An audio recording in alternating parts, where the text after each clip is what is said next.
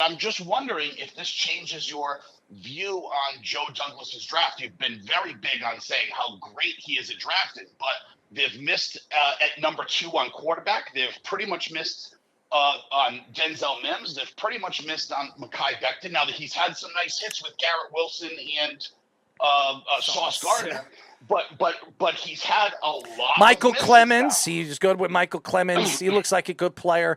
He's hit on some. They also drafted a guy in the first round last year that couldn't even get on the field, the defensive end from Florida State. Well, that's Johnson, because they have a lot of depth at the position that he was going to play at defensive end. Well, then don't draft that guy. Then that's not good either. Well, hold on one second. They weren't supposed to have that at the start of the season. No, they weren't. And Johnson's going to play a significant amount this year. We're going to see it on Hard Knocks, as they came out and said that they expect him to start, and I expect him to start this year.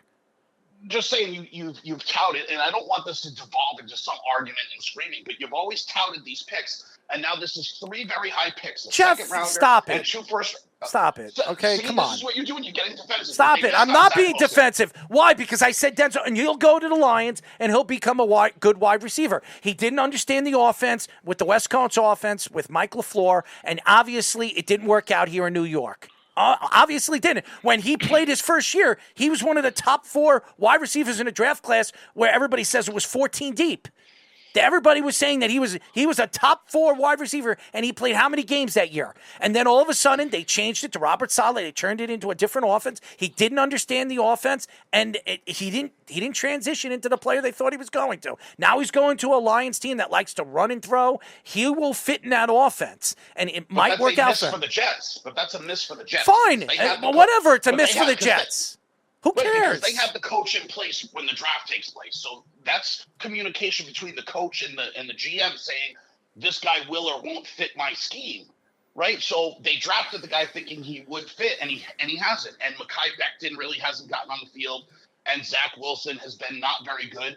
So as time has gone on, he's very much hit or miss, Joe Douglas, with his draft picks, because as many hits as he's had a couple of good ones. But keep in mind also, Jeff, too, he was drafted for Gase's offense originally, and that's what I was saying. When that didn't work, and they brought in Mike LaFleur, who was supposed to be a more modern type of route-running, precision-type offense, he didn't really fit that because his route tree was very small as it was coming out of the draft, where he was kind of that bigger-bodied outside specialist type who needs to improve his deep threat ability, and that type of receiver really wasn't that type of player. But defending Mims on this is one thing, and that's fine. If you can go through that.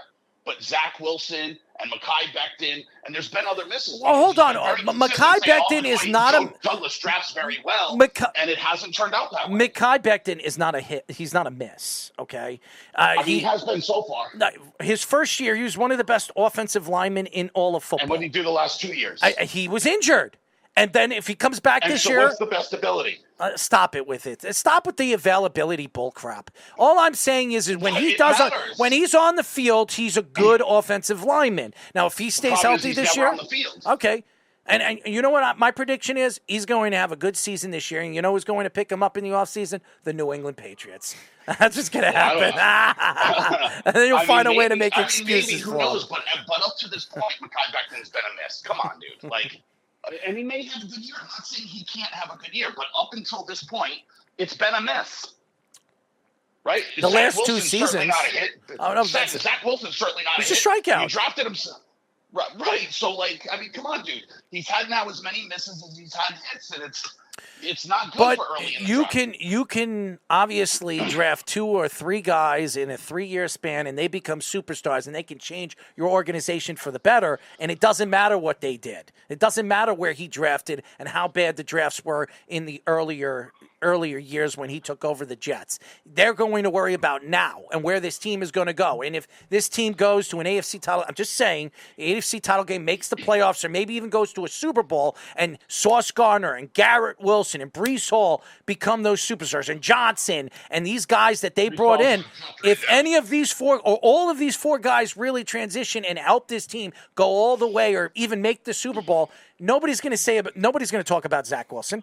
Nobody's going to talk about Alijah Vera-Tucker, too, a very good draft pick. Yes, very good. No, there's no doubt he was very good, but drafting players that can come in and contribute is a big part to team building. Mm-hmm. And so while they could be good now, the fact that he's missing on draft picks isn't good long-term for the Jets.